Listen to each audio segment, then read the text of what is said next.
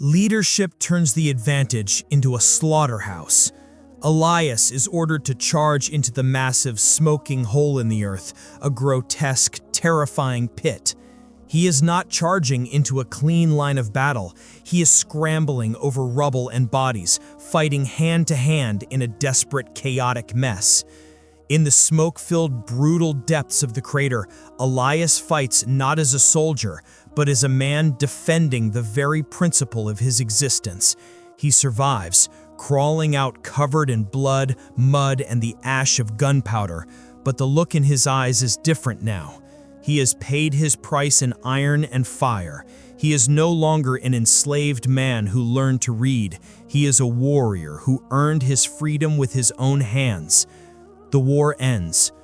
The surrender at Appomattox is the official close, but the true end comes later, with the slow, agonizing dismantling of the Confederate mind. The destruction is total. Cities like Richmond and Columbia are charred ruins. The Southern economy is annihilated. The ash is deep. IV. The tempering of the Republic. The period that followed, known as Reconstruction, is perhaps the most noble and simultaneously tragic experiment in American history. The task was not merely to put the pieces back together, but to melt down the broken shards and forge an entirely new vessel, a truly inclusive republic. This work of iron was legislative. Congress passed the 13th Amendment, abolishing slavery.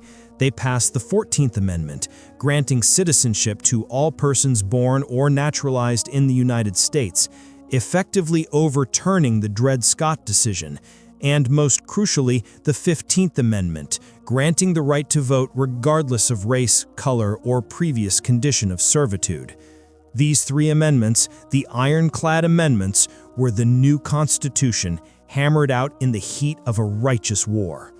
Elias, discharged from the USCT, moves to Charleston, South Carolina, a city that epitomizes the theme of ash and iron. It is a ruin, but it is also a place where a new political reality is being built. Eleanor Thorne, the Boston abolitionist, arrives in Charleston, establishing one of the first schools for freedmen and their children. Fate, or history's strange design, brings Elias and Eleanor together. Elias, already highly literate, becomes her co-teacher and a community leader. The two represent the North and the South, black and white, united in the formidable task of building.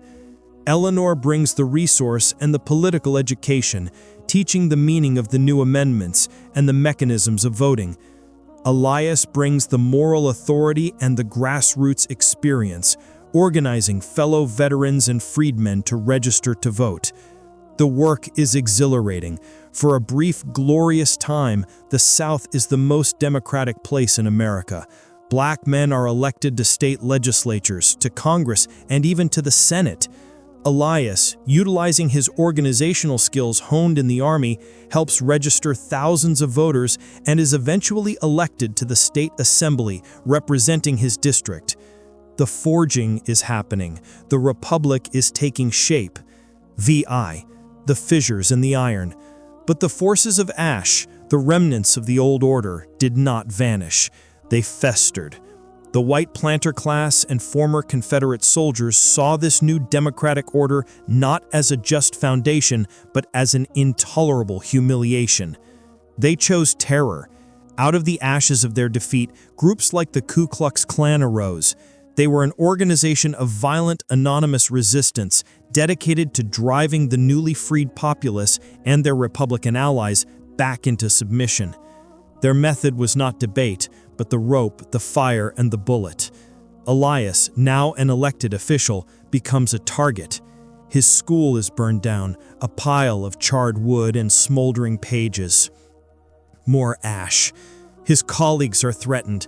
The local political environment shifts from high-minded debate to a constant, grinding, mortal fear.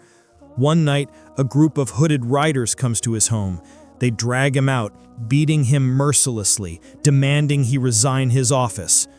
"Ain't meant to speak for white folk," a man snarls, pressing a cold pistol barrel to Elias's temple. "Go back to the field." Elias, bloodied and spitting dust, manages to look the man in the eye. He speaks a single sentence, his voice a ragged whisper. "The war is over, but the fighting has just begun." They leave him for dead, but they do not kill him. They want him to be a warning. Eleanor finds him and tends to his wounds. Her idealist certainty is shattered. She sees that the work of iron is not just in passing laws, it is in enforcing them against a tide of homegrown terrorism. The federal government, weary of the war and distracted by northern corruption, began to retreat. The will of the North to enforce the Republic in the South waned. In 1877, a political compromise removes the last federal troops from the South. The iron of federal protection is withdrawn. The forces of Ashe, the old white supremacy, cloaked in new laws called Jim Crow, rushed into the vacuum. Southern state legislatures, controlled by the former planter class, systematically dismantled the Reconstruction Constitution. The voting rights Elias fought for were stripped away by poll taxes, literacy tests, and grandfather clauses. The great experiment in multiracial democracy was suppressed. The Republic, partially forged in iron, was left brittle and incomplete. V5. The Legacy of the Blacksmith. Conclusion. The story of Ashe and Iron forging a republic does not end with a tidy victory. It ends, as all great historical moments do, with a complex, ambiguous inheritance. Reconstruction failed to secure the full promise of equality in its own time. The dream of a fully realized multiracial democracy was deferred. The ash of Jim Crow settled over the South for another century. However, the ironwork was not in vain. Elias Washington, though driven from office, lived to see his children and grandchildren use the education he secured for them.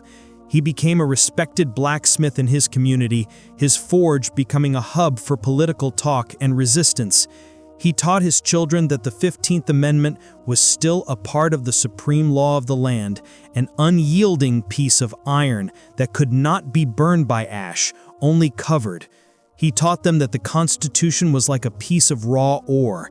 It had to be heated, hammered, broken, and reformed again and again across generations. The great legacy of this era is that the enslaved and the abolitionists, in their crucible of fire, managed to carve into the fundamental law of the land the tools for future liberation. The 13th, 14th, and 15th Amendments became the legal and moral ammunition for the civil rights movement 100 years later. The ride-frees and the sit-ins were not a new beginning, but the continuation of the battle Elias and Eleanor started. They were picking up the hammer once more, ready to strike the iron. The American Republic, therefore, is not a finished product. It is a work in perpetual progress. Its story is not just about the ideals written on parchment, but about the hard, grinding, bloody labor of its people.